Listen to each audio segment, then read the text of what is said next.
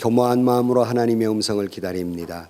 귀한 자리 부족한 종을 세워주셨사오니 성령께서 임하셔서 말씀하여 주옵소서. 하나님의 음성을 듣는 소중한 시간이 되게 하여 주옵소서. 예수님의 이름으로 기도하옵나이다. 아멘. 할렐루야. 오늘 아침도 하나님의 은혜가 우리 가운데 충만하시기를 주의 이름으로 축복합니다. 노만 빈센트 필 박사가 적극적 사고방식이라고 하는 책을 쓴 그분이 한 번은 기차 여행을 하게 되는데 식사 때가 돼서 기차 식당 칸에 갔습니다. 아시는 대로 기차 식당 칸이라는 게 굉장히 비좁아서 사람들이 이렇게 바짝바짝 앉게 되는데 마침 그 옆에 약간 나이 드신 부부가 식사를 하고 있었습니다. 같이 이렇게 밥을 먹으면서 할 수 없이 바로 옆에 있기 때문에 두 부부가 나누는 대화를 듣게 됐어요. 근데 어찌된 일인지 그 부인이 굉장히 불평을 하는 겁니다. 어찌 지금 먹는 채소가 맛이 없다는 둥, 고기가 좀 오래된 것 같다는 둥, 오늘 이렇게 여행을 한 날씨가 왜 이렇게 안 좋은지, 당신 다른 때 가자고 그랬더니 해필이면 이때 여행 오자고 그래가지고 여행을 아무래도 잘못 온 것 같다는 둥, 있는 불평 없는 불평을 막 해요. 근데 바짝 옆에 앉았기 때문에 이 박사님이 아무리 안 들으려고 해도 들리는 거예요. 그러니까 남편이 너무 그 옆에 있는 사람에게 미안하잖아요. 그래서 이 남편이 이 필 박사에게 선생님 죄송합니다. 제 아내의 직업이 그래서 그래요. 그랬어요. 아니 아내의 직업이 뭔데 저렇게 불평하나 그래서 아니 직업이 뭔데요? 이렇게 실례지만 물었습니다. 그랬더니 남편 대답이 제 아내의 직업은 제조업입니다. 그래요. 더 궁금하잖아요. 제조업이 뭔데 저렇게 불평을 하나 그래서 뭘 제조하시는 분인데요? 이렇게 물었습니다. 그랬더니 남편이 굉장히 미안한 모습으로 참 죄송합니다마는 제 아내가 불행 제조 공장을 하고 있습니다. 그러더랍니다. 여러분에게 묻습니다. 여러분은 불행 제조 공장을 하고 계십니까? 행복 제조 공장을 하고 계십니까? 적어도 우리 믿는 사람들은 불행 제조 공장을 해서는 안 되고 저와 여러분 행복 제조 공장을 하시기를 주의 이름으로 축원합니다. 자꾸 원망하고 불평하고 불순종하고 자꾸 이런 불행 제조 공장을 하면 자기도 괴롭지만 자기도 불행하지만 자기 주변에 있는 모든 사람들을 불행하게 만듭니다. 좌충우돌하게 되지요. 그래서 이런 사람들은 어디다 갖다 놓아도 불평하고 불만하고 무엇을 해도 불평하고 불만하기 때문에 이런 사람들이 이렇게 살다 보니까 어떻게 복을 받을 수 있겠습니까? 이렇게 사는 사람은 아마 복이 왔다가도 도망갈 거예요. 그런데 여러분 이 불평도 일종의 성품입니다. 자기 성품화 되어버렸어요. 그래서 뭐든지 불평하는 거예요. 뭐든지 불평하며 불순종하는 거예요. 바로 이게 성품입니다. 앤디 스탠이라는 사람이 성품은 말보다 더 크게 말한다. 그런 책에서 이렇게 말합니다. 외모와 재산으로 결혼은 성사될지 모르나 결혼을 유지시키는 것은 성품이다. 하나님께 받은 생식기관으로 자녀를 낳을지는 모르나 자녀와 관계를 맺고 대화하는 능력은 성품이다 그랬어요. 그래요. 요즘 성품 학교를 하고 있지 않습니까? 이 성품이라는 게 굉장히 중요해요. 이 성품은 봄철에 농부가 씨를 뿌리는 것 같아요. 그러니까 농부가 어떻게 뿌리든지 간에 그 농부의 자유예요. 성품이라는 씨앗을 뿌리는 거. 살아가면서. 그런데 여러분 가을이 되면 자기 마음대로 거둘 수 없어요. 뿌려놓은 씨앗대로 거두게 됩니다. 자기가 마음대로 거두어지지 않아요. 불평을 뿌렸으면 그 불평에 따른 심판의 씨앗이 내가 거두어지게 된다는 거예요. 그래서 가을은 심판의 계절이다라고 말하는 건 봄에 무엇을 뿌려놓았냐에 따라서 가을에 뿌릴 때는 마음대로지만 거둘 때는 심판이에요. 그 결과를 거두게 된다는 말씀입니다.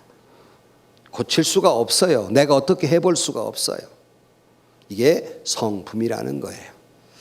우리는 성숙한 신앙인의 열매, 어찌 보면 온유나 겸손 다 성품입니다. 오늘 본문은 오늘 통해서 우리가 같이 생각하고자 하는 이 성품은 바로 순종이라는 겁니다. 성숙한 신앙인의 열매, 그 세 번째 순종입니다. 우리는 다 복받기를 원해요. 세상에 복받기 싫은 사람이 어디 있어요? 그런데 오늘 성경은 복받으려면 어떻게 해야 하나 아주 간단해요. 복잡한 무슨 이론, 성공하는 이론 원리 없어요. 간단합니다. 여러분, 성도 여러분, 오늘 몇 분 동안 설교를 해도 결론은 마찬가지예요. 여러분 정말 복받기를 원하신다면 순종의 성품이 되시기를 주의 이름으로 축복합니다.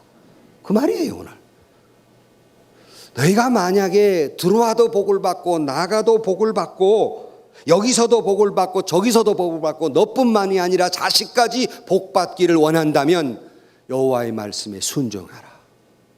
간단해요. 복잡할 거 없어요. 오늘 아침 이 말씀을 들으면서 저와 여러분 모두가 순종의 성품을 받고 말씀 그대로 들어와도 복을 받고 나가도 복을 받고 여기서도 복을 받고 저기서도 복을 받는 저와 여러분들이 되실 수 있기를 주의 이름으로 축원합니다. 첫 번째로 그러면 신자의 순종이라는 게 뭘까 하는 거예요.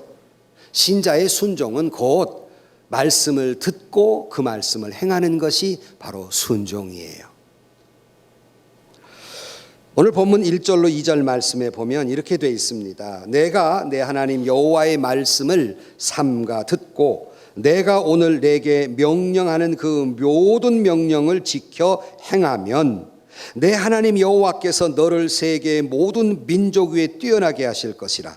내가 내 하나님 여호와의 말씀을 청종하면 이 모든 복이 내게 임하여 내게 이르리라. 이대로 믿으면 아멘 하십시오. 여호와의 말씀을 삼가 듣고 그 말씀을 청종하면 이 모든 복이 내게 임하리라. 그러니까 우리가 정말 여러분들이 복 받기를 원하신다면 하나님의 말씀을 듣고 그 말씀대로 행동하는 거예요.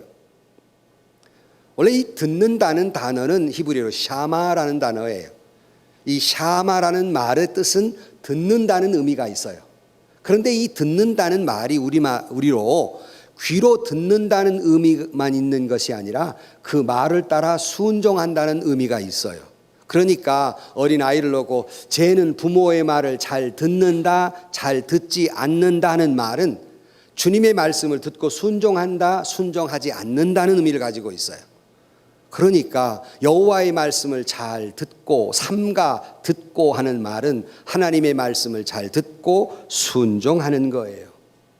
그러니까 듣는 마음, 듣는 순종, 듣는 겸손, 듣는 믿음, 바로 이 듣는 자세가 굉장히 중요한데 듣는 순종이 필요한 거예요. 그래서 하나님의 말씀을 삼가 듣고 그랬어요. 저는 목회를 하면서 벌써 이 40년 넘은 목회를 하고 있기 때문에 웬만큼 사람을 많이 만났어요. 또 웬만큼 설교도 많이 해봤어요. 그렇기 때문에 이렇게 성도들의 이렇게 하나님의 말씀을 듣는 태도를 보면 그 사람의 장래가 보여요. 그 사람이 복 받을 것인지 복 못 받을 것인지 이렇게 보여요. 여러분 다 나이 드신 분들은 다 알아요. 사람을 많이 겪어봤기 때문에 사람을 보면 대충 그걸 알 수 있어요. 그 사람의 성품도 살아온 세월도. 그래서 그 궁예 왕건 그 드라마 때 궁예가 뭐라 그랬어요? 뭐요? 관심법. 척 보면 압니다. 이렇게 딱 보면 알아요. 내가 이제 궁예를 자주 나가지도 않지만 1년에 한두 번 나가지만 나가서 항상 첫 시간에 여러 가지 이야기를 하면서 그래요.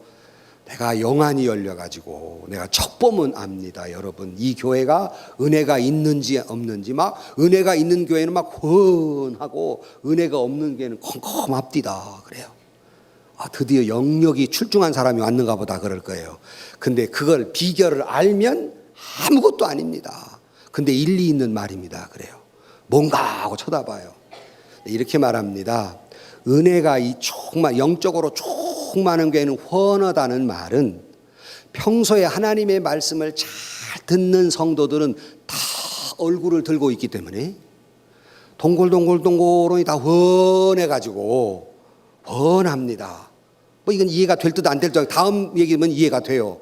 은혜가 없는 교회는 다 고개를 쳐박고 있기 때문에 전부 다 머리만 보여서 컴컴합니다.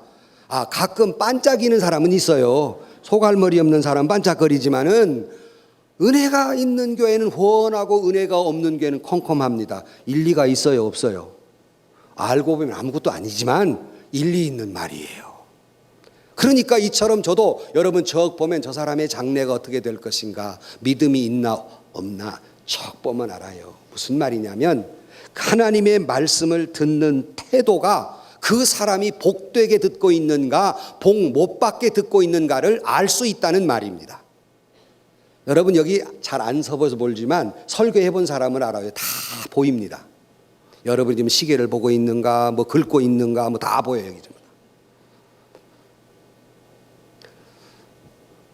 대신 눈이 작은 사람은 감는지 뜨는지는 잘 모르겠어요.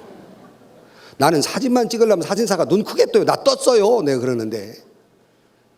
삼가 듣고라는 말, 이 삼가라는 말은 조심해서 듣는다는 거예요. 어떻게 조심해서 듣냐? 행여나 그 말씀을 놓칠세라.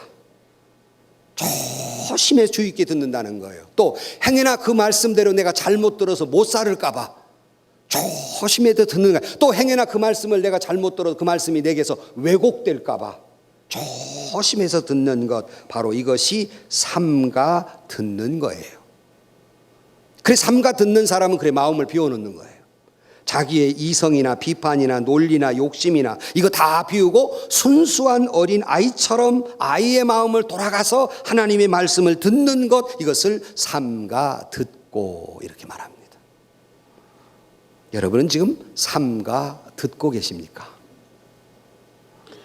커밍 위크라고 하는 사람이 책에서 뭐라고 했냐면 성공의 비결을 4가지를 얘기하는데 지능과 지식과 기술과 태도, 여기에 성공이 달려 있는데 그 중에 제일 중요한 것, 그것은 지능도 아니고 지식도 아니고 기술도 아니고 태도이다. 그러니까 삶 자체가 태도, attitude, 태도가 굉장히 중요해요. 듣는 자세, 예배하는 자세, 기도하는 자세, 말씀 듣는 자세.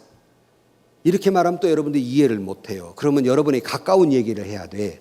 그 학생이 공부를 잘할 것인가 못할 것인가는 그 학생이 공부하는 자세를 보면 선생님들은 금방 알아요.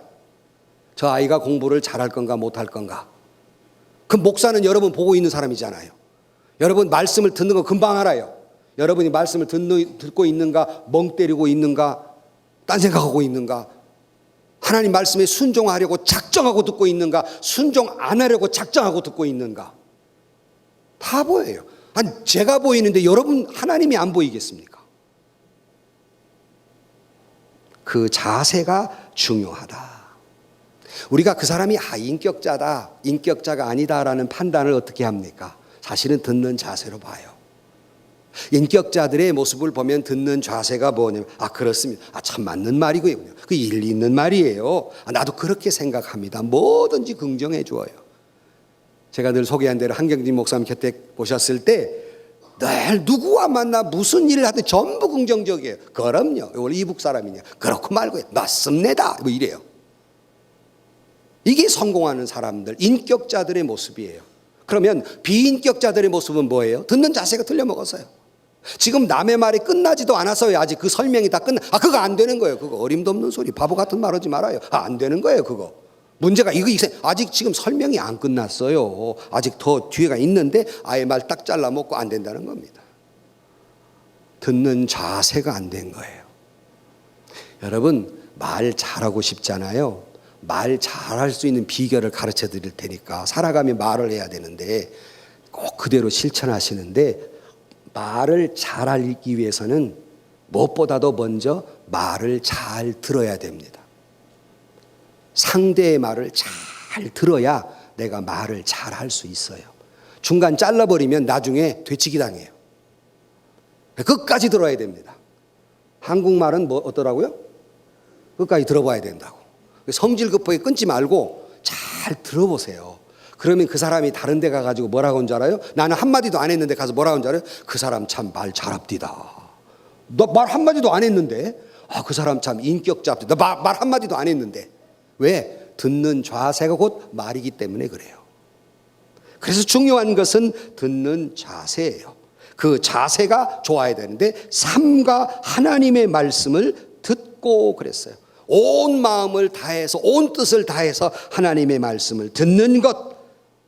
그렇게 들을 때 그 말씀을 들었기 때문에 그의 능력이 내 능력이 되고 그의 지혜가 나의 지혜가 되고 그의 권능이 나의 권능이 되고 그의 생명이 나의 생명이 되는 거예요.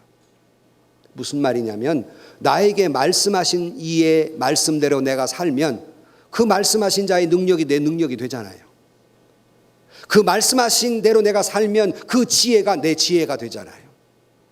하나님이 말씀하셨으니까 내 지혜보다 하나님의 지혜는 언제나 출중하기 때문에 내 어줍지 않는 지식이나 판단이나 경험으로 이것을 공과의 표를 칠 것이 아니라 여러분 하나님의 말씀에는 내가 멋대로 판단해서 이 하나님 요거는 공표 요거는 가위표 하는 건 성경을 갈기갈기 찢는 거예요.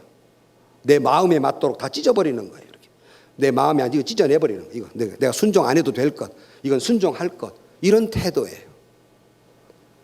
거듭 말하지만 순종은 이 목사의 말에 순종하라는 말은 결코 아닙니다. 언짢게 또 표정 짓지 마세요. 보니까 한두 사람이 그래 좀 목사한테 순종하라는 건가? 하나님의 말씀에 하나님의 말씀 성숙한 신앙인의 순종의 첫 번째 길은 하나님의 말씀을 잘 듣는 거예요. 들어야 순종도 하고 뭣도 하지 듣지 않았는데 어떻게 순종을 하란 말입니까? 그 순종은 정말 순종이 되기 위해서는 조금 전에 말씀드린 대로 말씀을 잘 듣고 행동하는 것이다. 그래서 오늘 본문에는 내가 오늘 내게 명령하는 그 모든 명령을 지켜 행하면 복이 있다. 그러니까 순종은 하나님의 말씀을 잘 듣고 그 말씀을 행동으로 옮기는 거예요. 근데 여기서 문제가 있어요. 여러분들이 설교 말씀을 들으면서도 어떤 때에는 당연히 삼가 들어야 되는데 그렇지는 못해요. 내 이성이 발동이 돼요. 내 경험이 발동이 돼요. 내 지금 기분이 발동이 돼서 어떤 때는 하나님의 말씀이 마음에 들었다가 어떤 때는 하나님의 말씀이 안 들었다가 저것이 하나님의 말씀은 분명한데 내 마음에 들을 때도 있고 듣지 않을 때도 있어요. 또 어떤 때는 내 이성으로 이해가 됐다가 어떤 때는 이해가 안 돼요. 저것이. 어떤 때는 저 말씀을 순종해야 내 형편이 저 말씀에 순종할 형편이 되었다가 또 안 됐다가 해요. 그 모든 것들이 하나님의 말씀을 어린아이와 같이 순종하지 못하도록 방해하는 것들입니다. 그러므로 이것은 하나님의 명령이기 까닭에 내 이성중지예요. 군인이 돌격명령을 내리면 이성중지입니다. 명령만 있을 따름이에요. 내 집에 있는 가족 생각하지 말아요. 명령이 있을 따름이에요. 이것이 하나님의 명령이에요. 거기에는 비판이 있을 수 없어요. 거기에는 내 판단이 있을 수 없어요. 그건 하나님의 말씀을 따르는 거예요. 물론 목사님들의 설교를 통해 여러분들에게 이성적으로 접근하고 논리적으로 접근하고 경험적으로 접근해서 말씀을 주고 있지만 중요한 그 핵심의 말씀 그걸 판단하면 안 돼요. 그건 순종하는 거예요. 내 생각을 누르고 내 이성을 누르고 내 뜻을 누르고 내 판단을 누르고 순종하는 거예요. 행동으로 옮기는 겁니다.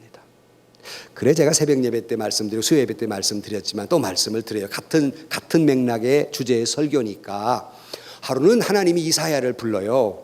이사야야 너 지금 말이지 네 옷 입은 거 다 허리띠 풀르고 다 찢어가지고 반나체 맨발로 너 좀 거리로 좀 나가야 되겠다. 왜요? 너 나가 좀 돌아다녀야 되겠다. 그래요. 그 까닭은 우리가 잘 알지만 그 까닭은 하나님께로 회개하고 돌아오지 않는 백성은 결국 전쟁에 패하게 되고 포로로 그런 처참한 모습으로 끌려가게 될 것이라는 걸 시청각적으로 하나님이 보여주는 거예요. 그래가지고 이사야가 온몸을 다 찢고 밤나체 상태로 3년을 그러고 다녀요. 회개하라고. 근데 얼마나 사람이 질긴지 회개하지 않아요. 그런데 여기서 여러분 이사야가 됐다고 쳐요. 순종이 가능합니까? 하나님 내가 이래봬도 선지자인데 어디를 옷을 찢고 다니란 말입니까? 지금 하루면 뭐 3년이나 그러고 다니란 말입니까? 나도 가족이 형편이 있는데 이 말이 됩니까? 이게 논리적도 아니고 이성적도 아니고 도덕적도 아니고 윤리적도 아니고 다 틀렸는데요. 이게 가능합니까? 이 사연은 다 떠나서 3년간 그러고 다닙니다. 아브라함에게로 가봅시다. 그 금쪽 같은 아들을 이뻐하고 있는 아브라함아, 이삭을 모리아 산에 바치라. 아니 그것이 논리적으로 맞는 겁니까? 이성적으로 맞는 겁니까? 경험적으로 맞는 겁니까? 윤리적으로 맞는 겁니까? 무슨 애비가 자식을 잡아 죽여서 각을 떠서 불에 살라 드린단 말입니까? 하나님 말이 되는 겁니까? 이것이 말도 안 되는 일이고 논리적도 아니고 이성적도 아니고 도덕적도 아니고 말이 안 되는 일이에요. 그러나 아브라함은 이것을 누르고 순종했습니다. 욥에게 가봅시다. 부자가 어느 아침에 하나님께 예배를 잘 드렸던 그가 갑자기 자식 7 생떼 같은 아들 다 잃고 재산 다 잃고 집마저 불타서 자기마저 병들어서 기왓장으로 자기 온몸을 득득 긁고 있을 때 어떻게 그런 형편에 하나님 말씀에 순종하겠습니까? 아내마저도 친구마저도 차라리 하나님께 삿대질하고 죽어라, 그 말이 맞지요. 그러나 순종했어요. 이게 논리적입니까? 이성적입니까? 도덕적입니까? 말이 안 되는 상황이에요. 그러나 주님 말씀하시니 순종했어요. 여러분, 내가 다 납득되기를 기다리지 마세요. 저와 여러분의 이성은 이미 병들어 있는 사람들입니다. 다시 말하면 죄로 인해서 병들어 있는 이성을 가지고 있는 존재들이기 때문에 바른 판단을 할 수가 없어요. 그러니 어줍지 않은 이성으로 그걸 작동시키지 말라는 거예요. 내 경험이나 내 생각은 오히려 내가 하나님 말씀을 순종하는 나를 어지럽히는 도구가 돼요. 사탄의 도구가 돼요. 그러나 버려야 됩니다. 순전한 마음을 가져야 해요. 여기에서 귀한 역사가 일어납니다. 유대인들은 예배를 드리면서 이것도 감사하고 저것도 감사하고 기도하는 말미에 뭘 감사하고 있냐면 이성적으로 납득이 가지 아니합니다마는 이성의 비판을 누르고 하나님께 믿음으로 감사합니다. 그랬어요. 그 말 무슨 말이에요? 도저히 내 형편이 하나님께 감사할 만한 상황이 아닌데 그래도 감사합니다. 이게 그들의 감사예요. 얼마나 훌륭한 감사입니까? 얼마나 훌륭한 순종입니까? 내 이 어리석은 좁은 생각이나 내 미천한 지식이나 내 부족한 경험에 집착돼서 하나님의 뜻을 거스리는 자가 되지 마시고 이 모든 걸 초월해서 순종으로 행동함으로 말미암아 성숙한 신앙의 열매를 가짐으로 말미암아 하나님의 복을 누리는 여러분들이 되기를 주의 이름으로 축원합니다. 더 이상 변론하지 마세요. 더 이상 변명하지 마세요. 더 이상 잔꾀 부리지 마세요. 더 이상 우직하게 성질내지 마세요. 하나님 말씀에만 순종하세요. 복된 자가 됩니다. 하나님 말씀하시니, 하나님 말씀하시니. 순종하는 자만이 순종하는 자의 제자가 됩니다. 무슨 말이냐면 예수님의 말씀에 순종하는 자만이 예수님의 제자가 되는 거예요. 하나님의 말씀에 순종하는 자만이 하나님의 자녀가 되는 거예요. 하나님 말씀에 순종하는 자만이 그의 권세와 그의 능력과 그의 지혜가 내 것이 되는 거예요. 나보다 하나님이 위대하시기 때문에 얼마나 나보다 더 잘 판단을 하시겠어요. 내 어줍지 않은 판단보다, 내 욕망보다, 욕심보다. 그러니 그 말씀대로 순종하는 것이 내 능력과 권세와 지혜가 내 것이 된다는 말입니다. 아리스토텔레스는 악인은 두려워서 순종하고 선인은 사랑으로 순종한다. 악인은 노예적으로 순종하고 선한 사람은 스승에 대하여 부모님께 대하여 사랑하기 때문에 순종한다. 그러니까 뭐 논리적이고 뭐고를 떠나서 악한 사람은 무서워서 순종하는, 이걸 우리는 굴종이라고 말하죠. 그러나 선인은 사랑함으로, 이성적 판단보다는 사랑함으로 순종한다. 그래서 제가 결혼 주례 때마다 여러분 수십 번 들으셨잖아요. 아내들이 남편에게 복종하라. 이 말은 두려워서 순종하는 건 굴종이지만 남편을 사랑하고 존경하기 때문에 순종하는 것을 복종이라고 말한다. 사랑과 존경심으로 순종하는 거예요. 내 이성적 판단으로 순종하는 것이, 따지고 모아서 순종하는 것이 아니라 온몸으로 순종하고 온 마음으로 사랑하고, 이성적 판단으로 순종하고 도덕적 판단으로 순종하지만 의심이 돼도 순종하고, 이것이 바로 순종입니다. 그런데 우리는 걱정해요. 순종의 결과가 어떻게 되나. 걱정하지 마세요. 그 결과는 순종하라 하신 분이 책임질 거예요. 믿으면 아멘 하십시오. 하나님이 말씀에 순종하라 해놓고 그 결과를 하나님이 책임지실 일이지, 사람은 책임지지 않아요. 그러나 하나님은 책임지실 거예요. 그러니 미래가 어떻게 될지 내가 온갖 세상 걱정 다 해가면서 하지 마시고, 말씀하시면 순종하면 그것이 복이 될 줄로 믿습니다. 그러기에 순종은 내 운명을 맡기는 거예요. 나를 몽땅 맡겨버리는 거예요. 예컨대 어느 날 집에서 불이 났어요. 부모가 나간 사이에 아이들이 옥상에 있습니다. 이제 이대로면 죽어요. 아빠가 밑에서 얘야 뛰어내려라, 뛰어내려, 아빠가 받을게, 아빠가 받을게 믿고 뛰어내려서 그 아이는 살아났다고 해요. 뛰어내리는 것은 내 순종이지만 책임지는 건 우리 아빠예요. 아버지가 책임져 주실 줄로 믿습니다. 도저히 무서워서 못 뛰어내리겠지요. 상황과 판단과 모든 것들이. 아버지 말하니 뛰어내려요. 이게 순종이라는 겁니다. 토레이 박사는 이렇게 말합니다. 권능은 하나님께 속했습니다. 그런데 그 권능을 받는 오직 한 가지 절대 조건은 절대 순종입니다. 그랬습니다. 사랑하는 성도 여러분, 우리가 혹 하나님의 말씀이 들리지 않습니까?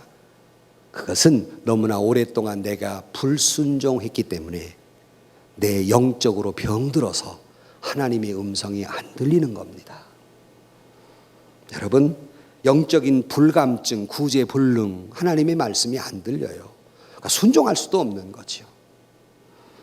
순종은 더 큰 애 받고 더 큰 축복을 받을 줄로 믿습니다. 그러기에 사무엘상 15장 22절 말씀에 사무엘이 뭐라고 그랬습니까? 사무엘이 이르되 여호와께 번제와 다른 제사를 그의 목소리를 청종하는 것을 좋아하신 같이 좋아하시겠나이까?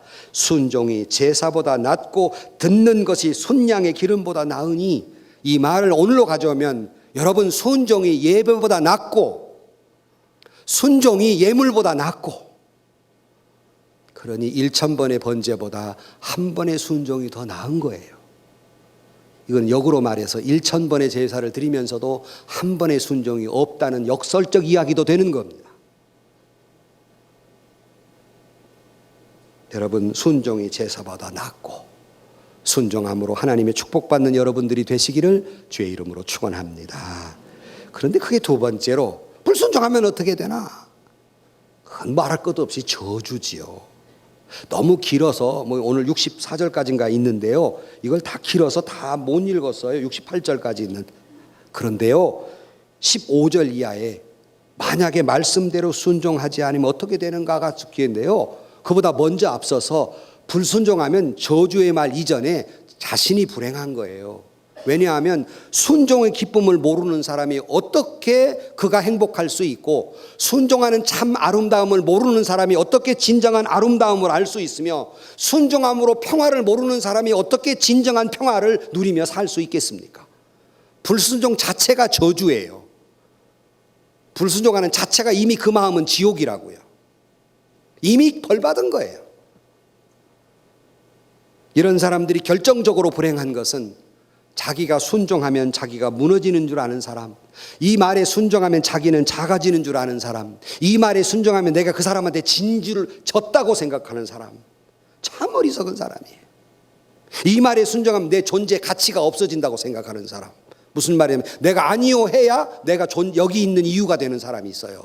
내가 아니요라고 말해야 내가 존경받고 내가 많은 사람들로부터 영웅이 된다고 생각하는 이 어리석은 사람들이 있어요.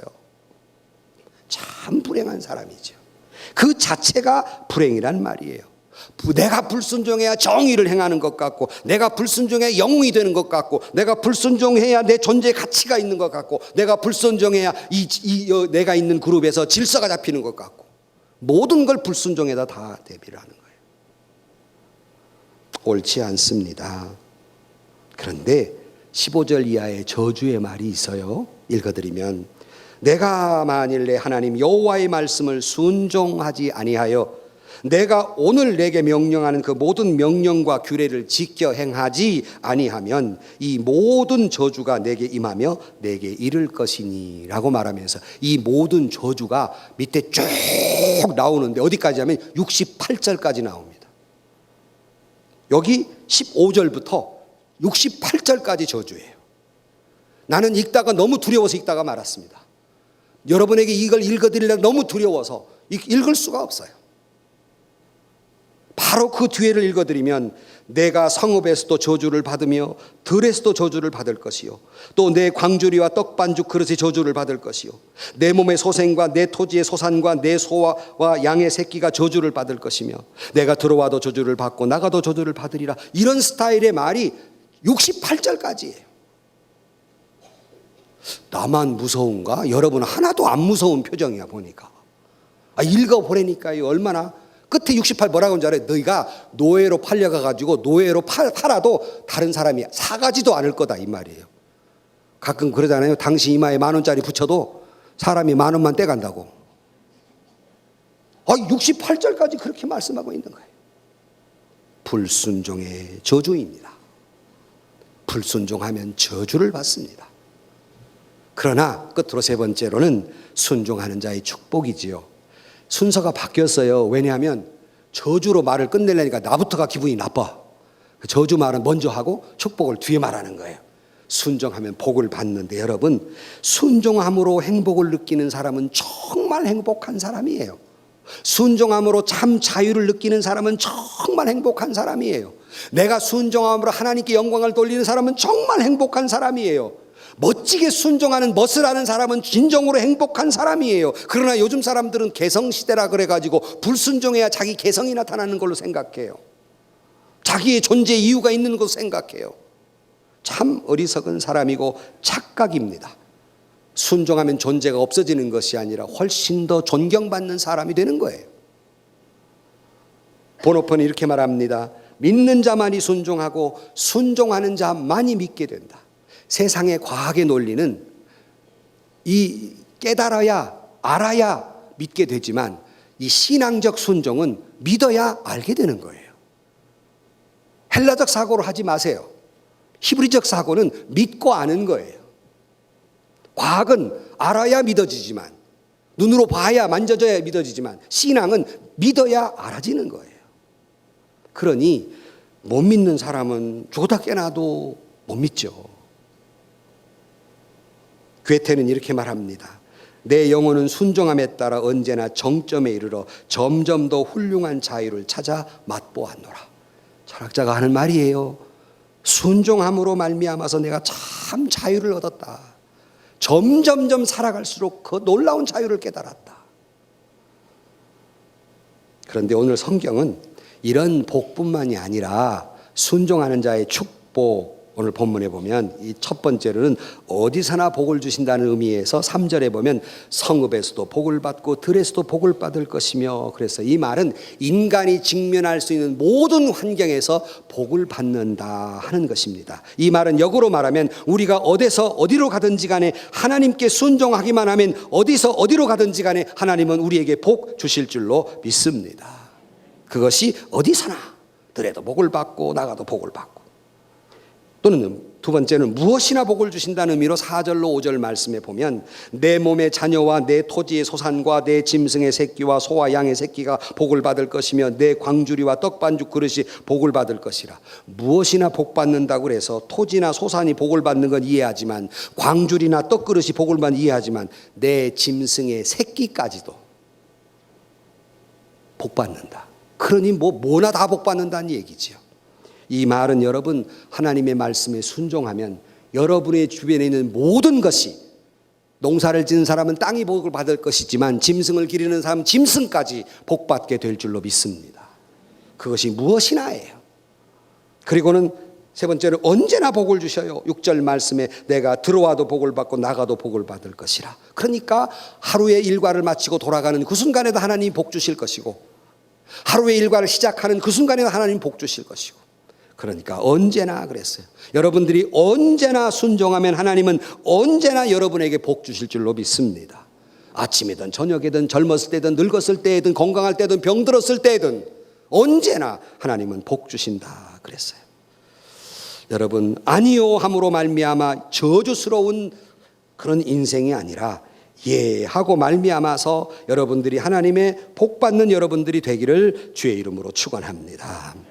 결론으로 말씀을 드립니다. 로마의 어느 교회의 비석에 이런 글이 쓰여져 있습니다. 너는 나를 주라 하면서 내 말을 듣지 않는구나. 너는 나를 빛이라 하면서 나를 보지 않는구나. 너는 나를 길이라 하면서 그 길을 가지 않는구나. 너는 나를 생명이라 하면서 얻으려 하지 않는구나. 너는 나를 전지하다 하면서 나를 따르지 않는구나. 너는 나를 좋다 하면서 나를 사랑하지 않는구나. 너는 나를 풍성이라 하면서 나를 구하지 않는구나. 너는 나를 영생이라 하면서 나를 찾지 않는구나. 너는 나를 인자하다 하면서 내게 의지하지 않는구나. 너는 나를 존귀하다 하면서 나를 섬기지 않는구나. 너는 나를 공의라고 말하면서 나를 경외하지 않는구나. 그 다음 말입니다.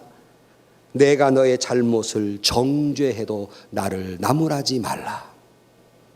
그런 사람은 정죄해도 너 할 말 없다는 얘기예요. 여러분, 순종은 씨앗과 같다고 처음에 말씀드렸어요. 내가 뿌려놓은 씨앗. 바라기는 여러분 모두가 성숙한 신앙의 열매, 예수님의 성품을 닮은 그런 열매를 품고 그것을 성숙해 감으로 말미암아서 예수님 마음 담고 예수 그리스도 안에 생명이 있듯이 여러분에게도 생명의 은총이 있기를 주의 이름으로 축원합니다. 우리 주님은 우리를 살리기 위해 십자가에 달려 물과 피를 쏟으시며 죽기까지 순종함으로 말미암아 우리에게 생명을 주셨기에 우리가 그의 말씀에 순종할 때 내 안에도 생명의 역사가 일어난다는 말씀입니다. 거창한 것을 순종하라는 말 아닙니다. 아주 지극히 작은 것부터 순종해야 하는 것입니다. 순종이 축복의 비결이라면 불순종은 저주의 비결입니다. 복 못 받는 비결이에요. 순종이 구속의 비결이며 사랑만들 비결이며 쓰임받는 비결이지만 불순종은 영원한 사망의 비결이며 미움받는 비결이고 쓰임받지 못하는 비결이 되고 마는 겁니다. 그러므로 우리는 하나님의 말씀을 깊이 묵상하고 기도하는 가운데 여러분 우리 모두가 기쁨으로 주의 말씀에 순종하는 여러분들이 되기를 주의 이름으로 축원합니다. 한 사람의 불순종으로 인간에게 저주가 왔지만 한 사람의 순종으로 인간에게 생명이 왔어요. 무슨 말이냐면 아담과 하와의 불순종으로 인간에게 죽음이라는 저주가 왔지만 예수 그리스도의 십자가에 죽기까지 순종함으로 말미암아 온 인류에게 생명이 이어지고 있습니다. 그렇다면 오늘 우리의 순종이 어떤 영향력을 가지고 있냐면 내가 순종함으로 그 영향력은 시간을 초월하고 장소를 초월하고 시대를 초월해서 우리 가족과 우리 후손과 우리 미래에 복된 일이라는 말씀입니다.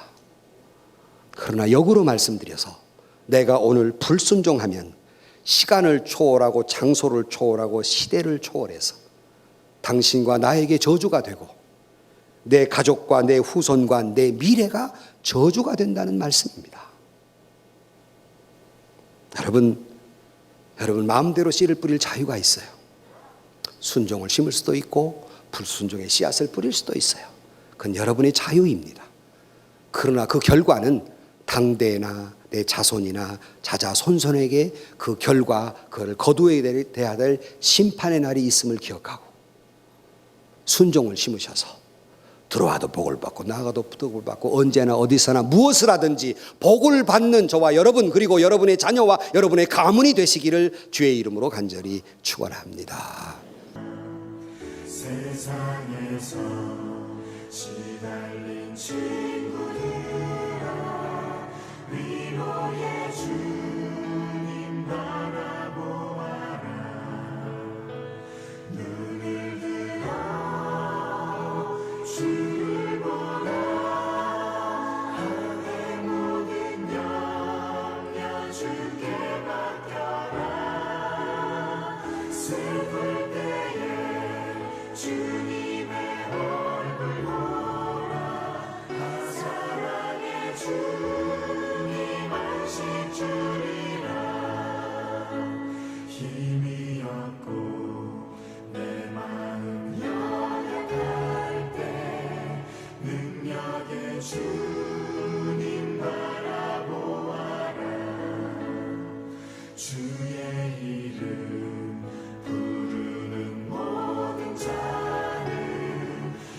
주시고 늘 지켜주시리